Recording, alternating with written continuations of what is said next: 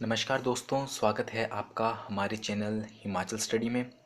यहाँ पर हम उन टॉपिक्स के बारे में डिस्कस करेंगे जो कि हिमाचल प्रदेश के सभी कम्पिटिटिव एग्ज़ाम्स में पूछे जाते हैं। और हम इसकी शुरुआत करेंगे हिमाचल की अर्थव्यवस्था से। अर्थव्यवस्था के पार्ट 1 में हम डिस्कस करेंगे हिमाचल के भूमि अधिनियम के बारे में, कृषि के बारे में और थोड़ी फसलों के बारे में। तो आइए शुरू करते हैं। सबसे पहले मैं आपको बता दूं कि जो हिमाचल प्रदेश की टोटल जनसंख्या है उसका 92% भाग गांव में रहता है, और हम कह सकते हैं कि 92% लोग गांव में रहते हैं। अब जो जनसंख्या है उसमें से 76% लोगों का व्यवसाय कृषि है। अब क्या है कि जब हिमाचल प्रदेश स्वतंत्रता के बाद अस्तित्व में आया या बनने से यहाँ पे मतलब पूर्ण राज्य बनने से नहीं है, सिर्फ अस्तित्व में आने से। तो हिमाचल प्रदेश जब स्वतंत्रता के बाद अस्तित्व में आया तो इसका कोई अपना भूमि अधिनियम नहीं था। तो स्वतंत्रता के बाद हिमाचल प्रदेश में जो भूमि नियम लागू होता था वो था पंजाब भू राजस्व अधिनियम 1887। बट बाद में हिमाचल प्रदेश ने 1953 में हिमाचल प्रदेश भू राजस्व अधिनियम बनाया, जो कि 1954 में हिमाचल प्रदेश में लागू किया गया। अब जैसा कि आप सभी जानते हैं कि 25 जनवरी 1971 को हिमाचल प्रदेश को पूर्ण राज्य का दर्जा मिला। तो पूर्ण राज्य के बाद हिमाचल प्रदेश में कुछ भूमि अधिनियम पास किए गए, जिनमें से पहला था हिमाचल प्रदेश मुजारियत व भूमि सुधार अधिनियम 1972। दूसरा था हिमाचल प्रदेश भूमि जोत सीमा अधिनियम 1972। और तीसरा था हिमाचल प्रदेश गांव शामलात भूमि अधिनियम 1974। तो अगर इन भूमि अधिनियमों की हम डिटेल से बात करें तो जो पहला है हिमाचल प्रदेश मुजारियत व भूमि सुधार अधिनियम, इस अधिनियम के अनुसार जो छोटे भूस्वामी होते थे वो अपनी भूमि मुजारों से, जो उस समय भूमि अधिकारी होता था प्रदेश में, उसे एक पत्र देकर वापस ले सकते थे। अगर हम सेकंड की बात करें हिमाचल प्रदेश भूमि जोत सीमा अधिनियम 1972, तो इसके अनुसार अगर कोई भी व्यक्ति पूर्ण राज्य के बाद, जब हिमाचल प्रदेश को पूर्ण राज्य का दर्जा प्राप्त हुआ था उसके बाद अपने पास 10 एकड़ सिंचित भूमि जो 2 फसलें देती है, 15 एकड़ जो सिंचित भूमि है 1 फसल देती है, और अन्य भूमि की सूरत में 30 एकड़ से अधिक जमीन नहीं रख सकता था। तीसरा और जो इम्पोर्टेंट था वो था हिमाचल प्रदेश गांव शामलात भूमि अधिनियम 1974। अब शामलात भूमि क्या है कि पुराने समय में क्या होता था कि गांव में कुछ एरिया या फिर कहें कि कुछ ज़मीन अलग से रखी जाती थी जो गांव के सभी लोग कॉमनली यूज़ करते हैं। मतलब गांव में कुछ भी कार्यक्रम करवाना होता था या किसी और चीज़ के लिए गांव के लोग उस भूमि का उपयोग करते थे। जनरली ये भूमि क्या होती थी कि पंचायत के नियंत्रण में होती थी और इससे जो भी इनकम होती थी उसे पंचायत गांव की डेवलपमेंट में यूज़ करती थी। पर शामलात भूमि अधिनियम 1974 के बाद इस भूमि का जो 50% था वो तो गांव के लोगों के लिए सुरक्षित रख दिया गया, पर जो बाकी 50% था वो सरकार के अंडर चला गया। अब इसमें जो एक क्वेश्चन पूछा जाता है वो है कि इन तीनों में से किस अधिनियम में संशोधन करके हिमाचल सरकार ने जो गैर हिमाचली होते हैं उन्हें हिमाचल में कृषि योग्य भूमि लेने की अनुमति दी है। तो वो अधिनियम था सेकंड, हिमाचल प्रदेश भूमि जोत सीमा अधिनियम 1972। इस अधिनियम में संशोधन करके जो हिमाचल सरकार है उन्होंने गैर हिमाचलियों को हिमाचल प्रदेश में कृषि योग्य भूमि लेने की अनुमति दी है, यानी कि वो हिमाचल प्रदेश में सिर्फ कृषि योग्य भूमि ही ले सकते हैं। तो आई होप आपको समझ आया होगा। आगे बढ़ते हैं और बात करते हैं कृषि के बारे में।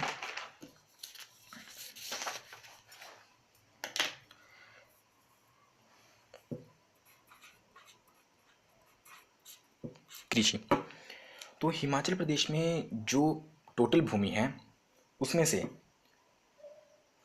9.80 लाख हेक्टेयर भूमि पर कृषि की जाती है। मतलब टोटल भूमि में से इतनी भूमि पर हमारे हिमाचल में कृषि की जाती है। तो अगर बात करें कृषि विभाग की,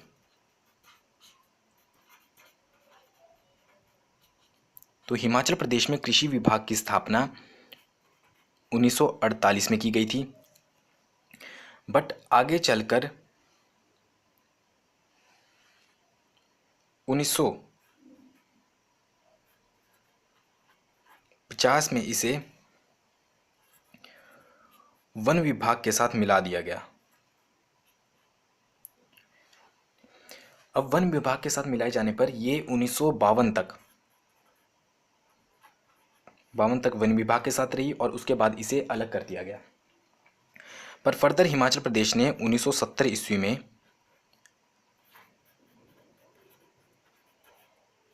बागवानी विभाग की स्थापना की। अब यहाँ पे एक क्वेश्चन और भी पूछा जाता है कि जो कृषि विश्वविद्यालय, तो ये था 1978 में पालमपुर कांगड़ा में कृषि विश्वविद्यालय की स्थापना की गई।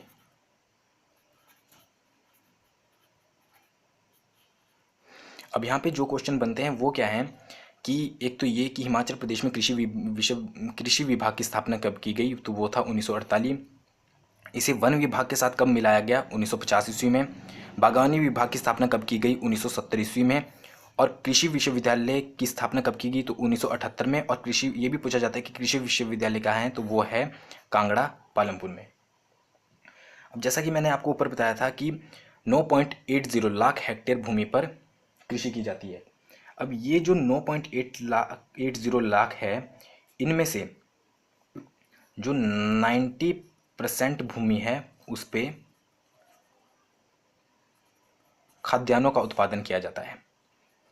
अब ये जो 90% है, इस पे 84.5% पर अनाज उगाए जाते हैं और बाकी बची 5.7% भूमि पर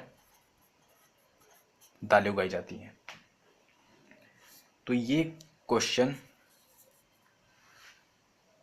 भी पूछा जाता है कि हिमाचल प्रदेश में कितनी % भूमि पर दालें उगाई जाती है, तो उसका आंसर है 5.7% भूमि पर दालें उगाई जाती हैं। अब आगे हम बात करते हैं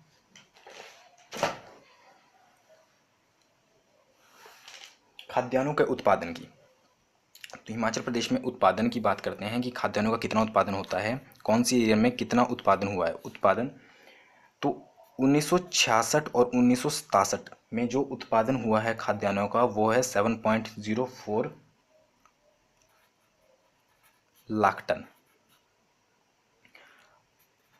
1992 और 93 में जो खाद्यान्नों का उत्पादन हुआ है वो है 13.12 लाख टन।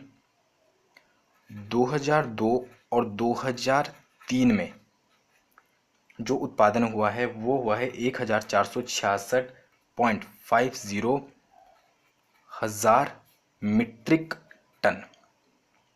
और जो 2010 और 2011 में हुआ है वो है 1268.80 हजार मीट्रिक टन। अब इसमें जो क्वेश्चन पूछा जाता है वो होता है कि हिमाचल प्रदेश में कौन से ईयर में खाद्यान्नों का उत्पादन सबसे ज़्यादा हुआ है। तो उसका आंसर आप यहाँ से देख सकते हैं कि 2002 और 2003 में खाद्यान्नों का उत्पादन हिमाचल प्रदेश में सबसे ज़्यादा हुआ है। दो ही टाइप के क्वेश्चन इसमें से निकल के आते हैं, या तो ये कि कौन सी ईयर में सबसे ज़्यादा हुआ है, या जो लेटेस्ट ईयर है उसमें कितने हजार मीट्रिक टन का उत्पादन हुआ है। तो आई होप आपको समझ आया होगा। तो आगे चलते हैं फसलों।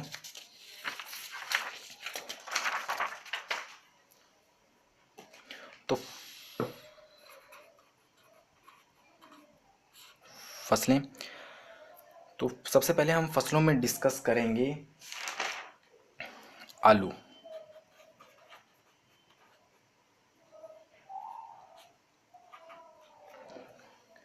आलू की बात करें तो हिमाचल प्रदेश में या हिमाचल प्रदेश का भारत में आलू उत्पादन में 10वां स्थान है।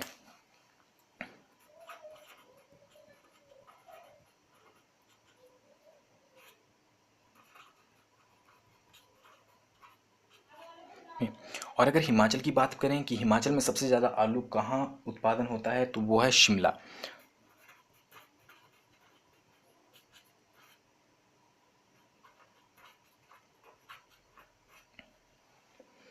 अब बात करते हैं कि 2011 और 12 में आलू का उत्पादन कितना हुआ है, तो ये हुआ है 152.98 मीट्रिक टन। अब है CPRI। CPRI को कहते हैं सेंट्रल पोटैटो रिसर्च इंस्टीट्यूट, यानी कि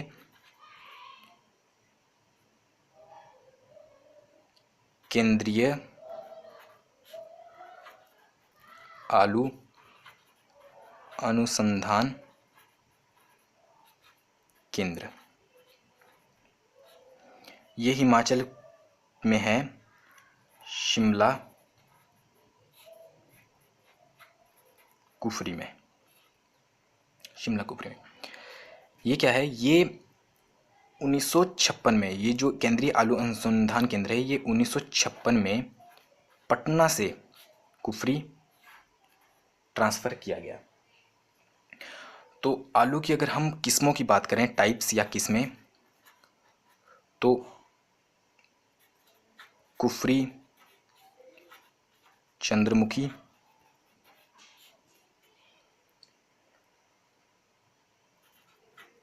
कुफरी अलंकार,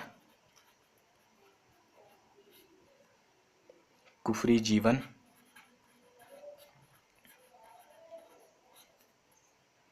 हिमसोना, चिपसोना,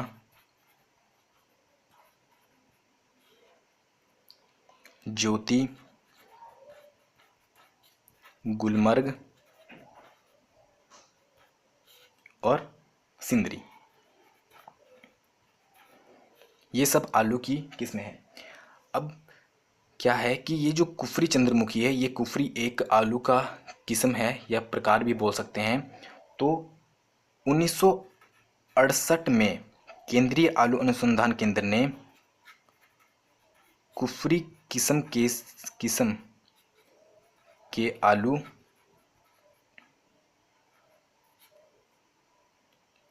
का उत्पादन शुरू किया।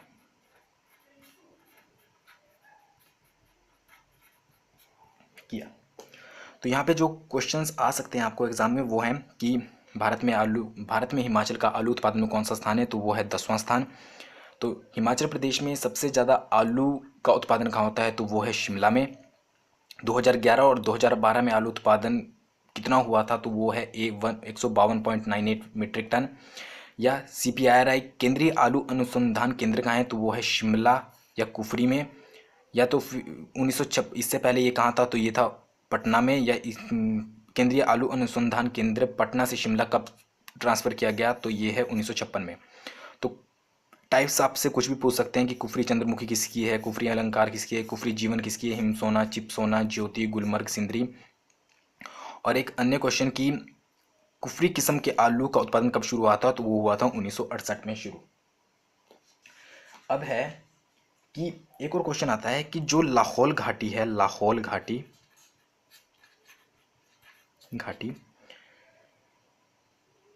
उसका प्रति हेक्टेयर आलू उत्पादन में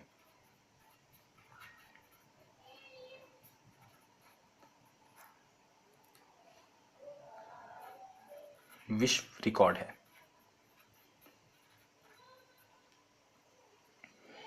तो ये भी क्वेश्चन एग्जाम में पूछा जा सकता है कि कौन सी घाटी का आलू उत्पादन में विश्व रिकॉर्ड है, तो वो है लाहौल घाटी। आई होप आपको समझ आया होगा। तो चलिए आगे बढ़ते हैं, और अब हम जो अगला है वो है अदरक।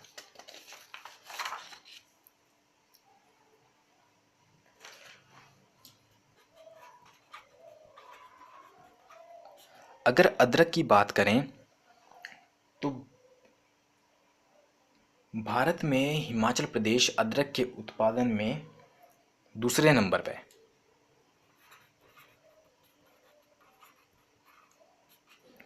और ये दूसरा नंबर है, तो कई बार एग्जाम में पूछा जाता है कि भारत में हिमाचल प्रदेश अदरक के उत्पादन में कौन से नंबर पे, तो दूसरा। कई बार ये पूछा जाता है कि हिमाचल प्रदेश भारत में अदरक के उत्पादन में दूसरे स्थान पर है, तो पहले स्थान पर कौन है? तो पहले स्थान पर है, जो फर्स्ट है वो है केरला। अगर हिमाचल प्रदेश की बात करें कि हिमाचल प्रदेश में सबसे ज़्यादा अदरक कहाँ पैदा होता है, तो वो है सिरमौर। सिरमौर में सबसे ज़्यादा अदरक पाया जाता है हिमाचल में। और अगर उत्पादन की बात करें तो 2008 और 2009 में हिमाचल प्रदेश के सिरमौर में 11692 मीट्रिक टन अदरक का उत्पादन हुआ है। तो यहाँ से यही क्वेश्चन बनते हैं आपके कि हिमाचल प्रदेश का भारत में कौन सा स्थान है, तो दूसरा, और जो फर्स्ट प्लेस है वो है केरला। और हिमाचल प्रदेश में कहाँ सबसे ज़्यादा अदरक होता है, तो वो है सिरमौर। और 2008-2009 में कितना उत्पादन हुआ है, तो 11,092 मीट्रिक टन। तो अगर अगली बात करते हैं हम, तो वो है मशरूम।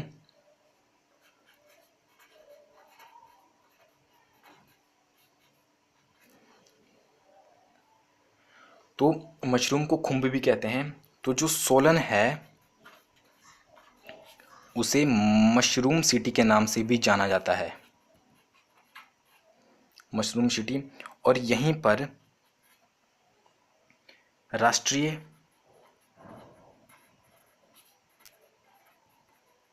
मशरूम अनुसंधान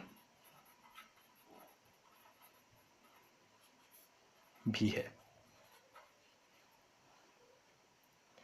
अगर बात करें उत्पादन की, तो 2012 और 2013 में जो लेटेस्ट उत्पादन है वो हुआ था 3,471 मीट्रिक टन।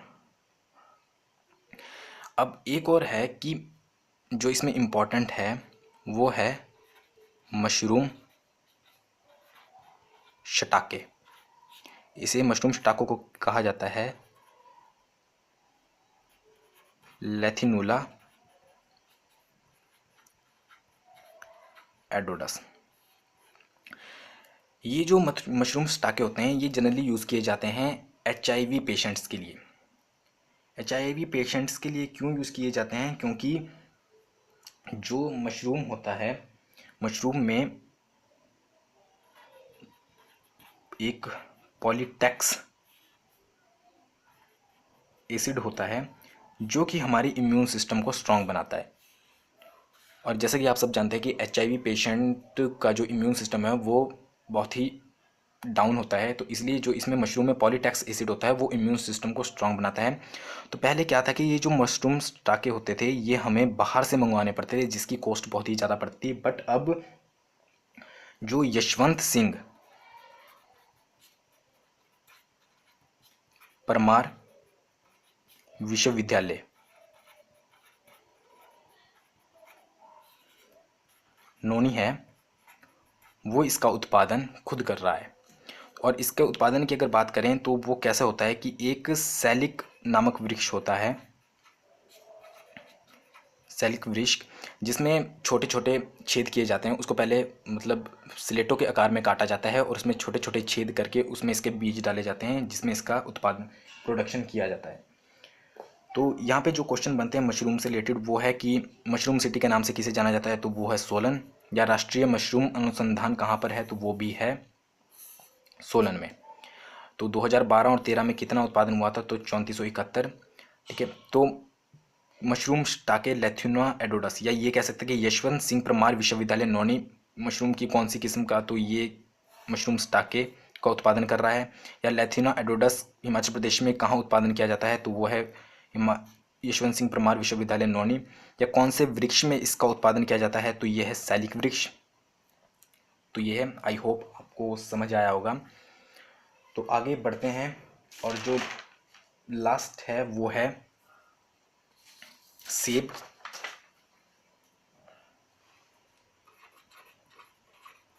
सेब, अगर हम सेब की बात करें तो हिमाचल प्रदेश में जो सेब का जो हिमाचल प्रदेश का उत्पादन है, मतलब भारत में हिमाचल प्रदेश का जो सेब उत्पादन में स्थान है वो है दूसरा, सेकंड।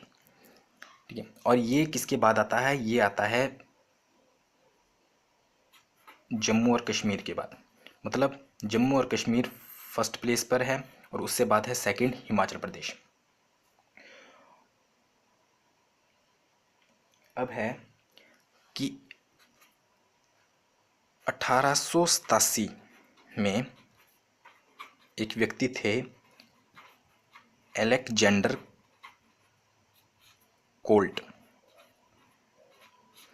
इन्होंने क्या किया था, इन्होंने मशोबरा में पहली बार सेब के वृक्ष लगाए थे। मतलब कहा जाता है कि 1887 में अलेक्जेंडर कोल्ट थे जो उन्होंने मशोबरा में सबसे पहले सेब के बाग लगाए थे। पर जो रियल सेब की खेती शुरू हुई थी वो हुई थी 1918 ईस्वी में, जब एक the person Samuel Evans stocks. इन्होंने कोटगढ़ में अमेरिकी किस्म के सेब लगाए थे। मतलब माना जाता है कि 1887 में तो अलेक्जेंडर कोल्ट ने मशोबरा में सेब लगाए थे, बट जो रियल मतलब उत्पादन हुआ था सेब का वो 1918 से शुरू हुआ था। इसके अलावा एक थे आर सीली, जिन्होंने ब्रिटिश किस्म के सेब लगाए। तो यहाँ पे जो क्वेश्चन निकल के आते हैं वो आते हैं कि भारत में हिमाचल प्रदेश का सेब उत्पादन में कौन सा स्थान है, तो वो है सेकंड, और जो फर्स्ट नंबर पे है वो है जम्मू और कश्मीर। तो सबसे पहले हिमाचल प्रदेश में सेब के बाग किसने लगाए थे, तो वो लगाए थे अलेक्जेंडर कोल्ट ने। कहाँ पे, मशोबरा में। कौन से सन में, 1887 में। और अगर ये पूछा जाए कि सेब की खेती हिमाचल प्रदेश में कब शुरू हुई थी, तो वो हुई थी 1918 में। और किसने की थी, तो वो की थी सैमुअल इवांस स्टॉक्स ने। कोटगढ़ में अमेरिकी किस्म के सेब लगाए थे। तो ब्रिटिश किस्म के सेब किसने लगाए थे, वो थे आर सीली। तो अगर बात करें प्रोडक्ट मतलब उत्पादन की या प्रोडक्शन की, तो 2011 और 2012 में जो उत्पादन हुआ था सेब का वो हुआ था लाख टन। और अगर इसकी किस्मों की बात करें या टाइप्स की, तो जॉनथन रेड, ये जॉनथन अलग है, सॉरी, रेड डिलीशियस,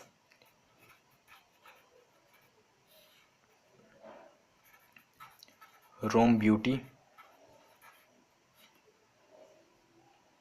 आर्ली,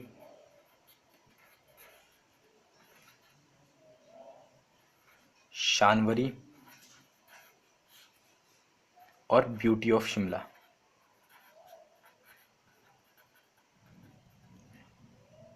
तो ये थी जो ये किस्में हैं।